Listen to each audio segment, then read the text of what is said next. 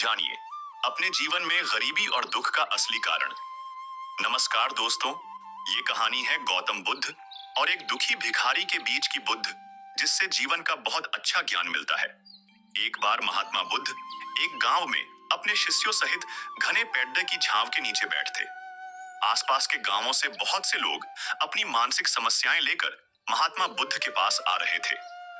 महात्मा बुद्ध उन सब की मानसिक परेशानियों का समाधान देते। सब लोग खुशी खुशी अपनी समस्याओं का समाधान पाकर वहां से लौट रहे थे।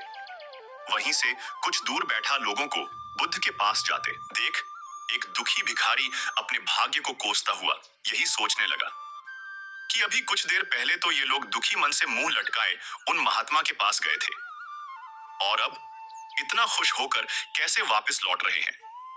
आखिर माजरा क्या है? जरा मैं भी जाकर देखूं कि वो महात्मा ऐसा कौन सा खजाना बांट रहा है इन लोगों को। वे इतने प्रसन्न हुए कि उनके चेहरे लाल हो गए। जब वो दुख भिखारी कुछ नजदीक गया तो उसने देखा कि ये महात्मा तो लोगों को प्रवचन देकर लोगों के दुख का निवारण कर रहे हैं।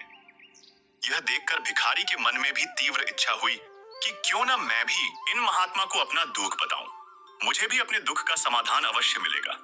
बस फिर क्या था, समाधान पाने की लालसा लिए भिखारी महात्मा बुद्ध के सामने पहुंचा और हाथ जोड़कर प्रणाम करते हुए बोला, हे महात्मा बुद्ध, मैं भी लोगों की मदद करना चाहता हूँ। मुझे लोगों की मदद करने की बहुत इच्छा है, लेकिन मैं कैसे मदद कर सकता हूँ? मैं बहुत गरीब हूँ। मेरे पास न तो पैसे हैं और न ही कोई ऐसी चीज जिससे मैं किसी की मदद कर सकूं। मैं कोशिश करने पर भी किसी की मदद नहीं कर सकता। मुझे भगवान ने इतना गरीब क्यों बनाया है? महात्मा मुझ पर कुछ कृपा करो। इतना बोलते हुए भिखारी रोने लगा। महात्मा बुद्ध बोले, आप बहुत अज्ञानी हैं, क्योंकि आप अभी तक इस भ्रम में जी रहे हो कि तुम्हारे पास कुछ नहीं, जबकि दूसरों को कुछ देने के लिए तुम्हारे पास बहुत कुछ है। तुम बिना धन और वस्तु के भी दूसरों की मदद कर सकते हो। तुम्हारे पास जुबान है जिससे तुम मीठे शब्द बोलकर किसी के दुखी चेहरे पर मुस्कान ला सकते हो। इन्हीं शब्दों की ताकत से तुम किसी के भी टूटते हौसलों को फिर से मजबूत कर सकते हो। इन शब्दों की शक्ति से आप किसी के भी मन में सकारात्मक विचारधारा के बीज बो सकते हैं और उसे गलत रास्ते पर जाने से रोक सकते हैं। तुम्हारे दो हाथों से किसी भी कमजोर या लाचार व्यक्ति की सहायता कर सकते हो। आपके दो आंखें किसी अंधे को रास्ता दिखा सकते हैं। तुम किसी के लिए दुआ कर सकते हो। यह हो सकता है कि उनके बुरे काम फिर से हो जाएं। आप किसी के अच्छे स्वास्थ्य की कामना कर सकते हैं, लेकिन अज्ञानतावश तुम अब तक इस बात को समझ नहीं पाए और इस भ्रम में अब तक जीते रहे कि तुम्हारे पास मदद करने के लिए कुछ नहीं।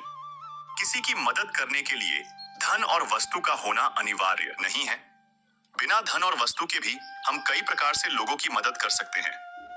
महात्मा बुद्ध के ज्ञान से भरे ये सुंदर शब्द सुनकर भिखारी के चेहरे पर मुस्कान आ गई और वह खुशी से झूमता हुआ वहां से चला गया। दोस्तों, महात्मा बुद्ध की इन बातों से बहुत कुछ सीखा गया। आजकल बहुत से लोग यह सोचकर दुखी होते हैं कि मेरे पास ये नहीं है, बल्कि जो आपके पास है उसी में संतुष्ट रहना सीखें और बिना मतलब के लोगों की मदद करें। इन्हीं से आपको परम सुख की प्राप्ति होगी।